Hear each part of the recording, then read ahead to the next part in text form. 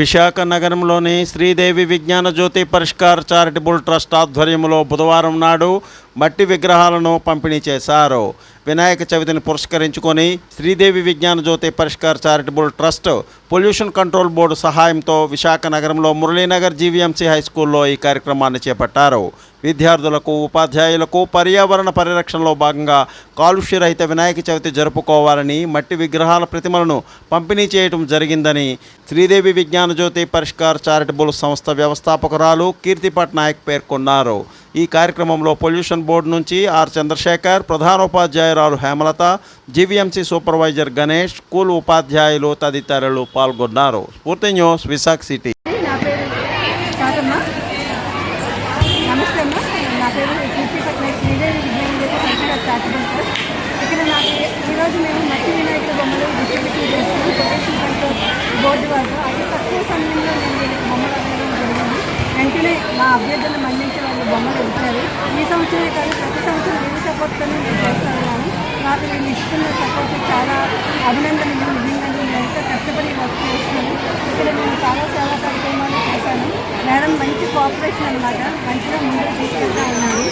అంటే మట్టి వినాయకులను మనం పూజించడం వల్ల మనకి రెండు విధాల లాభం ఉంది. ఒకటి పర్యావరణాన్ని మనం కలుషితం చేయం, రెండు ఇది మనకు ఒక మొక్క కూడా దొరుకుతుంది. దీంట్లో వాటర్ వేస్తే అది మట్టి అవుతుంది. ఆ మట్టిలో మనం మొక్కలు వేస్తే మొక్క పెరుగుతూ ఉంటుంది.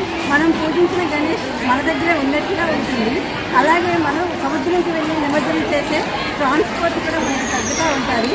ఎందుకంటే మన గణేష్ మనసులో నిమజ్జనం చేసుకుంటున్నాం కాబట్టి. సో మీ అందరూ చిన్నపిల్లలు కూడా మీరంతా మీ పేరెంట్స్కి అవేర్నెస్ ఇవ్వండి. రంగురంగుల బొమ్మలు వద్ద మనతో పాటు కొన్ని జీవరాశులు ఉన్నాయి. అది కలుషితమయ్యి వాటర్లో మనం నిమజ్జనం చేశాక కలుషితమై అవి తాగి తిని వాటిని చనిపోతాయి. వాటిని మనము కూడా స్వేచ్ఛలు ఇవ్వాలి, బ్రతకనివ్వాలి అని చెప్పండి.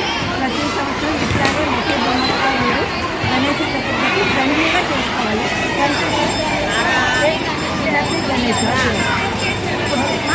ప్రముఖ పుణ్యక్షేత్రముగా భాషిల్లుతున్న అన్నవరం దేవస్థానం శ్రీ సత్యనారాయణ స్వామి వారి ప్రసాదానికి భారత ఆహార భద్రతా ప్రమాణాల సంస్థ గుర్తింపు లభించడం హర్షదాయకమని పలువురు పేర్కొంటున్నారు.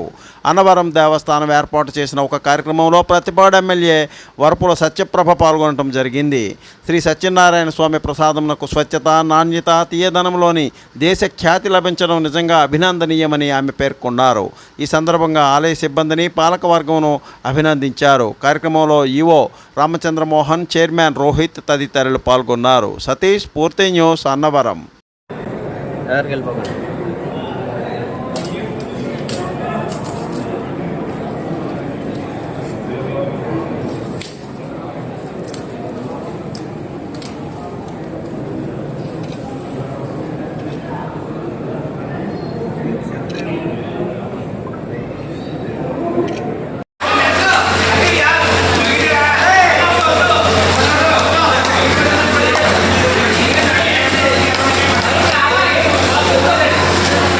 విజయనగరం జిల్లాను గంజాయి రహిత జిల్లాగా మార్చేందుకు అన్ని శాఖలు సమన్వయంతో పనిచేయాలని విజయనగరం జిల్లా కలెక్టర్ డాక్టర్ బిఆర్ అంబేద్కర్ పేర్కొన్నారు.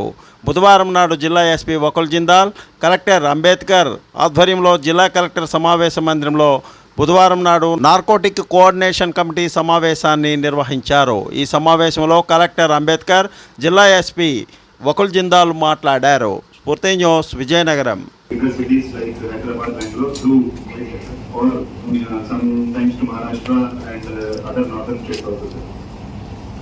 Next. So this is the number of cases registered, sir. So 2024 lo last 1 month lo around 26 cases registered, sir, out of 49 cases. So this year registration of cases is going to increase, sir. But దాంట్లో ఏంటంటే ఇది quantity of ganja is coming down. So అంటే ఇంతకుముందు మనం పట్టుకుంది పెద్ద quantity పట్టుకునే వాళ్ళు ట్రాన్స్పోర్టేషన్లో. ఇప్పుడు we're concentrating more on local networks and local consumption, sir. లోకల్గా please like, share, subscribe our channel.